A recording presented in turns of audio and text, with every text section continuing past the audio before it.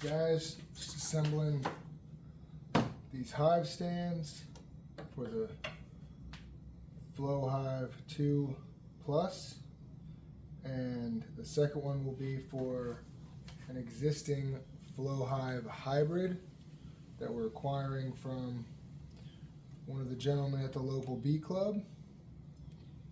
He just doesn't have the time for it anymore, which works out perfect for us.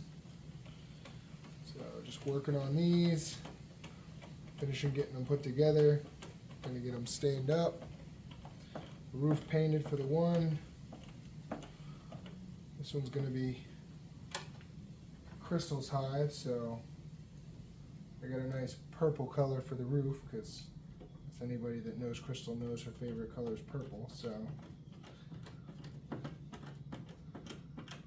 yep, just one step closer. Pick up the bees Thursday night.